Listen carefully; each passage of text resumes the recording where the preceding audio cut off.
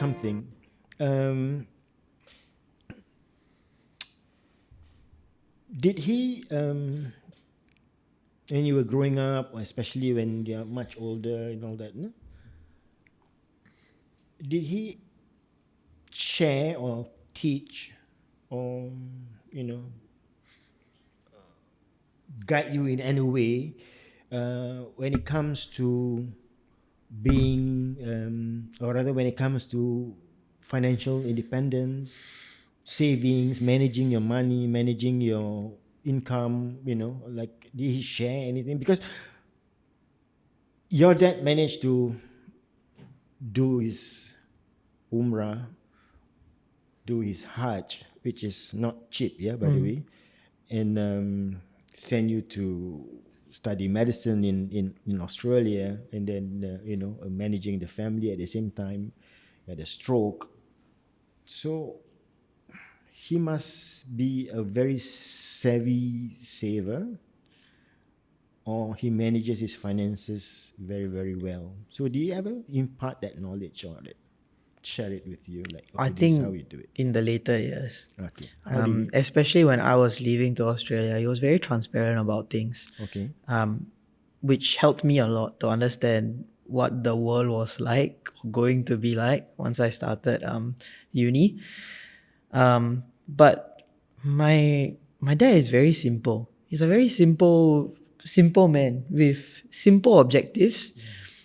I want my kids to fulfill their dreams, and I will make it happen. That's it. He wasn't like a property investor, play stocks, none of that. He just, whatever he had from work, he took home, he saved it in his own way, and that's it. And one thing he always emphasized on that was annoying me at one point was about zakat. Okay. And it was annoying me when I was younger, but now it's a way of, I never realized it was a way of cleansing your money. And The barakah that comes from it, right? he always emphasized on this. That's the secret I want to hear. Seriously, that is Yeah. the secret, Yeah. I mean, well, it's not a secret. I mean, we are telling it to everyone, but a lot of people didn't know that. Yeah. That's how you cleanse the money. Okay, sorry, carry on. He always says this one line every time I ask him, why give so much, save some for us lah. He always says, and then what, when I'm in my grave, Allah's going to question me, I gave you all of this, what do you do with it? Oh, What do you do with it? I gave you all this wealth, what do you do with it? You just spent it on yourself, on your own family. What about everyone else? How to argue with that logic? wow. Amazing. Yeah. Ryan, anything to add to that? He used to always say, spend within your means. He used to make sure you always spend within your means. He never outdid himself. He never overpromised. He gave us a good, comfortable life, but he spent within his means, and we did not expect, the latest of everything. We didn't expect the latest phones, the latest gadgets. He spent within his means in how he can make his children happy. There is one story. The first ever Umrah they did, I wasn't born yet, it was 18 years ago. My father, he said he needed $12,000 to go for Umrah. And I'm not too sure how he got the money. I think it was from work. They gave a bonus or something of that sort. He received exactly $12,000. Exactly $12,000. And he said the moment he got the money, he said, Umrah, let's go. Wow. And at that point in time, my mother was pregnant with me. So he was already born, and he used that money. He said, let's go. We all go together for Umrah. So You went also? Yeah, I went, but I was so young. How many times you have been to Umrah? Second, that was my first time, so 2 times lah in Twice, total. okay. yeah. And then, So you know that and you were, your mom was carrying you then? And you went to... I was in the I haven't been born yet. I was still Yeah. she was Yeah. still pregnant. Yeah. Wow. So that that's how he is. He spends within his means, and when he gets the opportunity, he says, "Go, don't wait. You don't know what will happen if you wait." So yeah, I think in terms of financial advice, like my brother said, he's not. He doesn't invest. He doesn't play stocks or trading, anything of that sort. Crypto, nothing. He just works hardworking, very very hardworking. Sometimes we like to disturb him. We said, "Are you working hard or are you hardly working?"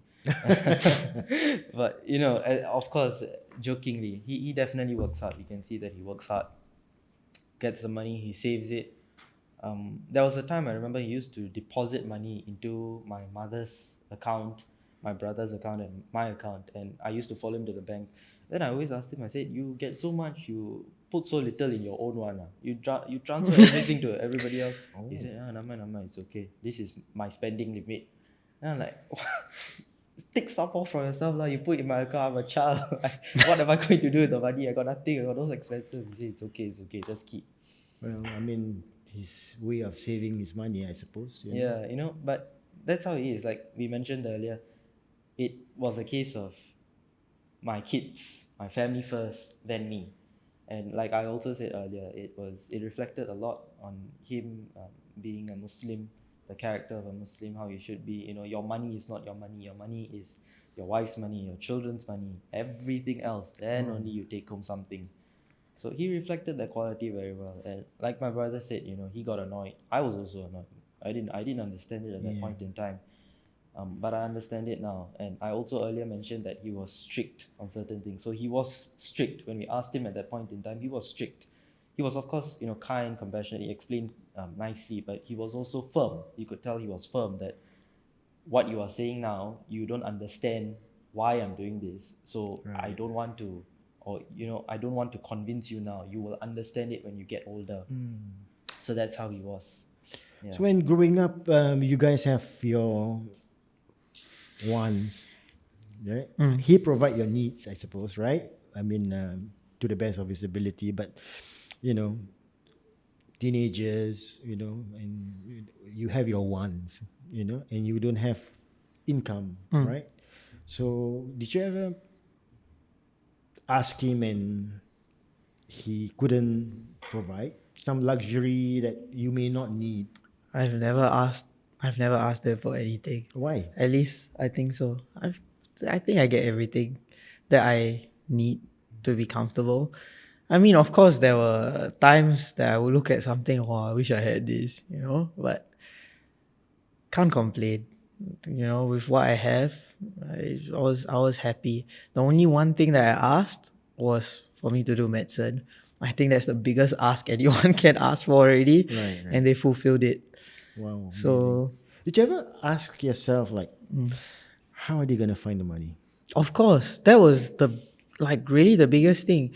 I was even considering just doing some other degree in Singapore and doing postgrad medicine here. I was very close to doing that actually.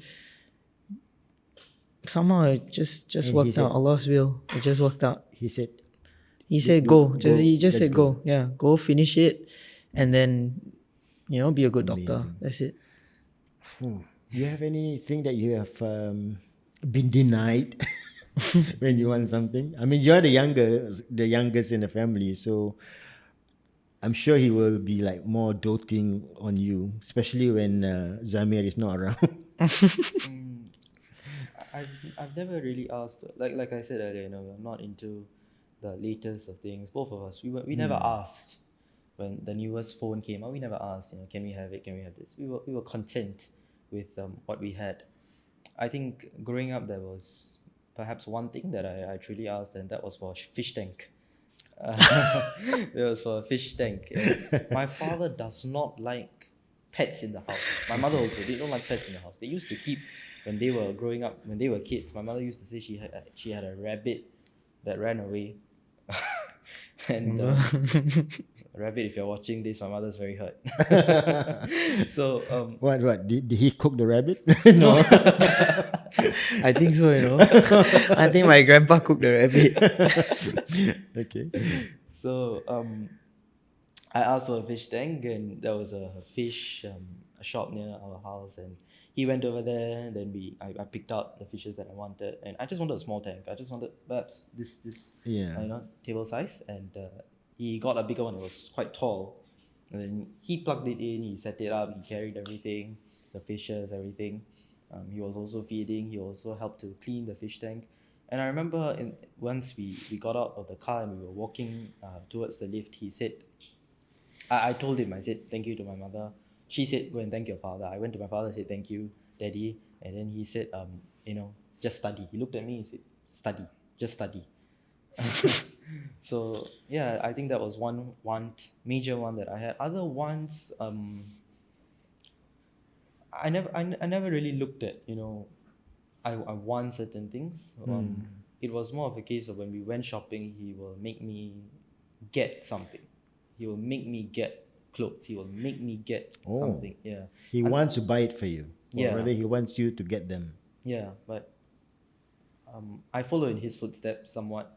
So he always doesn't want to buy anything for himself. My mother complains about this all the time. Yeah. Yeah, and I think sometimes we are also like this, She'll ask us, go and buy this shirt, go and buy this thing. It'll look good on you. Then she'll force us to try it on.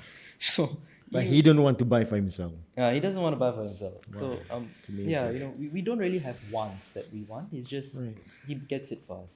Wonderful, wonderful. Yeah. Well, you guys are blessed to have a father like that. Of course. Yeah. And I think this is a good time to announce that Mr. Muhammad Arif, you have been inducted into the BapaHebat Hall of Fame. So, as one of as a great father to Zamir and Rayyan, right? Yeah. Now, I have honored him. Now it's time for you both to honor him. Okay, you have a choice. You can honor him in English, but you have to speak like a doctor and you have to speak like a nurse. Or both of you can honor him in Tamil. Nope. English. Yeah, English. Okay, like what do you choose one? Yeah. I really want to hear you speak Tamil. Cannot. Tamil is your second language. Come on, Cannot. your father is like, send you to school Tamil and is learn so Tamil, bad. and he can understand Tamil, right? He won't understand. Yeah, what he we are won't understand saying. what we are saying. Yeah, that's right. Okay, all right. In English now, Rayyan, Zamir first maybe. But you have to do it like a doctor. Oh, what do I? How a doctor would talk to the patient. So you just imagine that your dad is a patient. Honor him. Honor him. Just say how you feel and for whatever that he has done. The camera is all yours. Okay, wait. Can you give me 1 second? Let me think. Let me think of what to Because say. in Tamil, easier. No, Nobody would understand. that's true. Okay. Rai, can you go first? How do I speak like a nurse? I think, Daddy, thank you very much for everything you've done for us, for the family. I don't remember you just for what happened with the stroke. I remember you more than that. I remember everything you've done. But it's just that one moment that really struck me, that you are a determined person, you are hardworking, you are caring, and you are compassionate. And in that state, I remember it and I will cherish it and I will do my best to be like you. And I know you always say, don't be like me, be better than me. But I will be like you. I want to be like you. You've been a good patient. You've been a good patient. Remember to take your medications on time. Monitor your blood pressure. Eat healthily. Walk. Please walk. Walk. Thank you very much for everything you have done.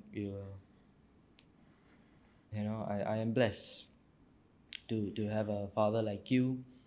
You brought me up well. You gave me my life. You gave me my afterlife together with my mother. And you and my mother are the reason that I might enter paradise. So I will always cherish it for as long as I live and as long as you live. When you went for Hajj, you told me, you said, study. You told my brother also, you said to him, make sure he studies, talking about me, make sure he studies, make sure he finishes the education. I didn't understand it then, but I understand it now, how important it is to you. And I think you already know this, but I will tell you one more time. When you were going for the airport, I never cried. You know, I never cried beforehand. I was always, yeah, you're going for Hajj. You know, hopefully everything goes well and etc. But on that day of the airport, when all the relatives were there, I broke down because I thought that that would be the final time I would see you. I was worried. I was worried about how you're going to manage. I was worried about how we are going to manage, how we are going to live on. So that's why I broke down. I would miss you guys a lot. And ultimately, I loved you. I love you a lot.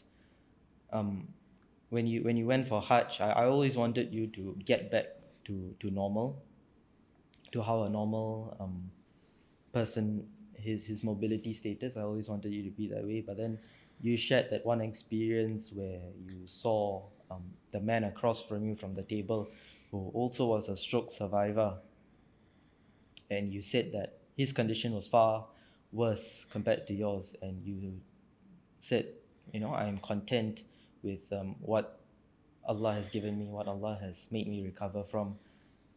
And when you came back and you shared the story, I realized that I shouldn't be expecting rainbows. I should be content with what I have. You taught me a lot of life lessons. If I can describe you with one word, you like to say the word awesome. You like to say the word legend. But I think I will describe you as brilliant. Not just as a father, but as a man. You are a very good family man. You are a good Muslim. You brought us up well. You taught us good values, how to be, you know, you taught us the foundation of what it means to be a good Muslim, be a good person. And he always used to say that he wanted us to, when we were growing up, he wanted us to choose a profession that benefits others, benefits society. So that was also one of the reasons I said I'll go into nursing. Ultimately, Daddy, I love you very much. Mommy, I also love you a lot. But I just want to say one thing. As much as I love you, I care for you, I'm willing to do anything for you. You need to admit that you do not have the best hair in the family. You absolutely do not have the best hair in the family. It is me. Okay? But thank you very much for everything you've done, and I love you a lot. Well done, well done. Soon to be Dr. Zamir. Speak Tamil. No, it's okay. Mine's not gonna be as long, I think. Okay. Daddy, thank you for everything. For being so selfless, for all your sacrifices, especially for sending me overseas to study. I don't know how to ever thank you for it. For really making my dreams come true, you and mommy. It's very lonely in Australia, being by myself. But like, you know, sometimes I call y'all at night and then I also like, you know, pretend that I don't want to talk. A lot of the times I'm just trying to hold it in because I really miss y'all a lot. But I don't want y'all to think that I'm like struggling in Australia. I'm not. I am lah without y'all, but it's different. And y'all made the effort to come to Gold Coast to see me and all that. That if I didn't have that this year, I think this year would have been terrible for me because it's so different being there alone and then, you know, having everyone here. So I'm sorry if sometimes when I call at night, I just look disinterested. I'm really not. I look forward to calling y'all every night. Like, really. It's just sometimes I also have not much to say, but I just like your company, being there, to know that you're there on call with me. Daddy, I know you're not the same as before, but I don't want you to think that you're weaker in any way. I see you as stronger, and if anything, I look up to you a lot more now. I don't think I've met anyone or know anyone or will ever know anyone with as much resolve as you, as how you approach life. you are an example for me, and I think I'm at that stage of my life where I need to start being serious about a lot of things, and you are my example, you are my role model. Mommy, I think you understand me a lot also. You know that just before I came back the other day when I called you and said that I was like alone. Thank you for understanding what I was going through. Um, yeah, without the both of y'all, I wouldn't be here today. And I just want to finish my degree and make you guys proud. And remember that day I asked you when are you planning to retire? I want y'all to enjoy life also, because you are working so hard for no one else but the two of us. And I cannot wait to repay that back once I'm done with uni. And it's sooner. So please start considering when you're going to retire. Wonderful. Yeah. What would be the one word that you would use to describe him? Rayyan said brilliant. Brilliant. I think selfless. I've never met anyone as selfless as you. You without even questioning, without even thinking, you decided to spend so much to send me overseas. There's so many risks involved. Like what happens if I don't do well, if I cannot make it? But it was all to fulfill my dream. To be the first in the family to go for uni also. So it was like I couldn't believe it. I could have done any other degree and it would have been just as, I guess, prideful for you, but it was for my dream. So what can I say? It's selflessness. Wonderful. Yeah. He wants the best. And what he wants to give what you want to do, right? That is selfless. Yeah. Indeed. Yeah. Wow, thank you so much, guys, for sharing all these things. Your dad is 56 this year? 55? 55. 55 this year. Wonderful, wonderful father. Testament to how awesome this man is, Mr. Muhammad Arif. Just listen to his two boys, how well mannered, well articulate. They have been brought up well. Definitely. The values that we have learned from the stories that they have shared. Number one, if I can summarize it, you have to have your objective in life as far as raising your children, your prayers, education, and your family. These three forms a nucleus kind of objective that he always emphasized on, right? You have to be a father who's present, because you cannot do all these things if you're not there. This is how I see it. And number three, you have to be selfless, and you have to think of others, the welfare of others more than yourself.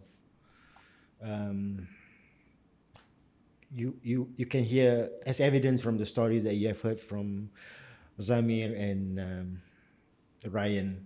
I thank you guys again for spending your time sharing your stories about your father and your family, and I wish both of you the very best. You're gonna be here in Singapore as a doctor, I suppose. Not sure. Yeah, I'm probably gonna stay for a while in For a Australia. while, okay. Yeah. And Rayyan, when he has finished his studies, he has decided to contribute to society, to the welfare of others by continuing to be a nurse, right? And I wish you and Zamir all the best, all the success. Yeah. Thank you again for being in this show. Thank you very Thank you. much. Thank you for having us. We will meet again in other episodes. That was the episode with Rayyan and Zamir. We thank you for joining us, and we will see you soon, inshallah. With that, from Bapa Kau podcast series brought to you by BapaHebat SG, we wish you Assalamualaikum warahmatullahi wabarakatuh. Yeah.